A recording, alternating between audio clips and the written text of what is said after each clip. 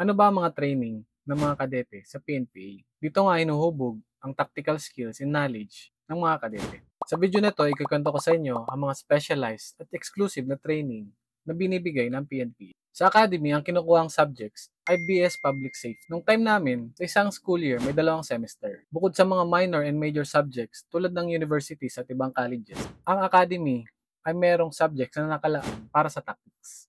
Dito, tinuturuan ng mga kadete ng firearms proficiency, swimming lessons, self-defense, and martial arts. Maliban sa mga subjects na yan, kailangan mo din mag-undergo ng mga specialized training during summer tulad ng Public Safety Intervention Course, Basic Internal Security Operation Course, at Close Quarter Battle Training.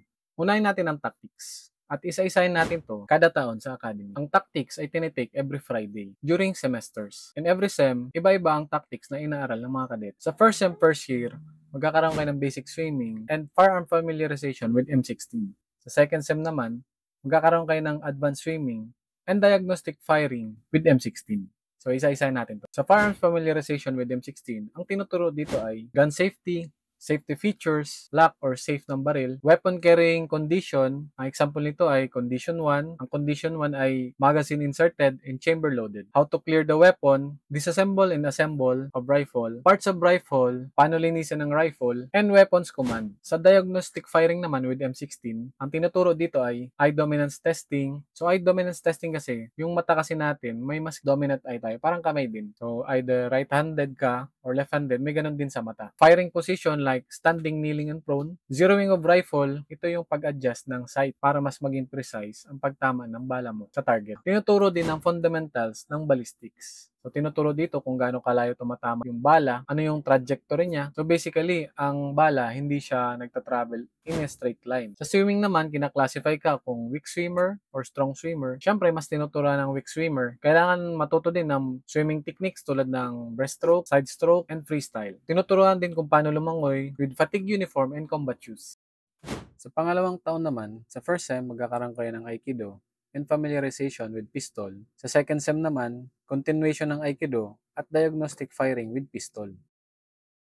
Sa pistol, kung anong sinabi ko about rifle kanina, almost same din yan sa pistol. Ang pinagkaiba lang yan ay ang proper handling nito at fundamentals kung paano bumaril ng pistol. Same din, tinuturo kung paano linisin, mag-assemble and disassemble, pero sa pistol hindi tinuturo yung pag-zeroing or pag-adjust ng sight para mas precise ang tama ng bala mo sa target. Sa Aikido naman, alam naman natin na ang Aikido ay martial art.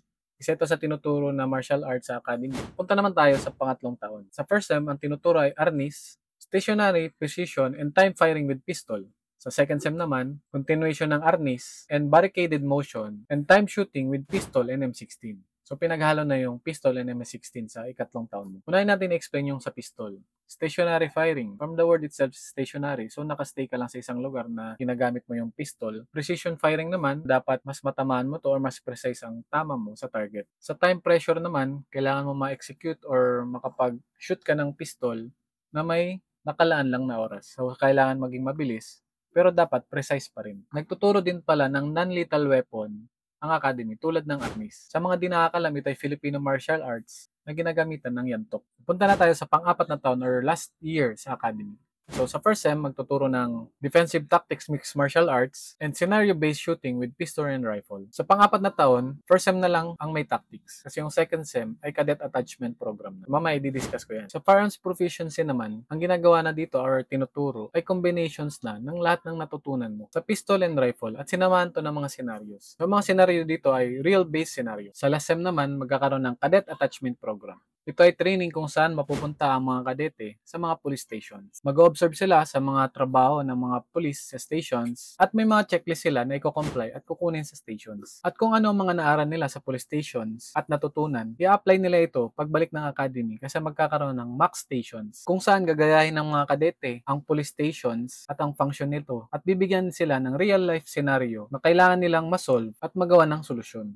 Yan ang mga tactics every sem. Punta naman tayo sa summer training or ito yung mga specialized courses na ino-offer ng Philippine National Police Academy. Hindi ko na sasabihin kung kailan mo iti-take yung mga yan kasi sa pagkakaalam ko, nabago na yung time frame kung kailan mo siya kukunin. Mag-base na lang ako sa mga nakuhang training ng kadete sa time namin. Unang nakuha naming specialized training during summer ay Public Safety Intervention Course. Ang tinuturo nga dito ay basic arresting techniques, Civil disturbance management, ito yung mga crowd disbursement, usually nagagamit ito sa rallies. Fire safety seminar and training. High-risk checkpoint, ito yung klase ng check na may kailangan kayong i-flag down, arestuhin, or posibleng armado. Sunod naman na makukuha nyo ay PNP Specialized Training. Ang tawag dito ay Basic Internal Security Operation Course. Ito ay 60 days na nag-undergo ng iba't ibang training related sa internal security operations tulad ng air-to-ground operations. Ito ay paggamit ng combat helicopter. May mga drills kaming ginagawa tulad ng pagtalon sa dagat galing sa helicopter, pag-rappelling, at iba pa. Water search and rescue. Tinuruan kami dito ng mga drills sa paggamit ng rubber boat and other combat drills. Rappelling, CQB, pistol and rifle marksmanship, land navigation using maps and compass, seminar about explosives, ambush scenario drill, jungle survival training, escape and evasion tactics, at immediate action drill. Ito yung mga scenario drill na dapat mong gawin kapag naka-encounter ka ng kalaban during patrolling. Huli mong mauukang PNP Specialized Training ay Close Quarter Battle Training. Ito ay close combat training na gamit ang firearm.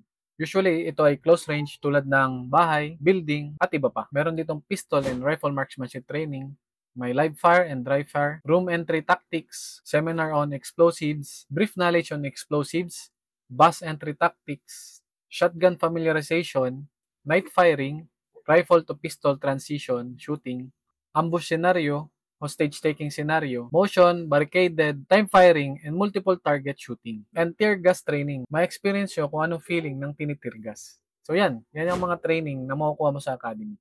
Sana marami kayong natutunan. See you sa next video ko. Maraming salamat.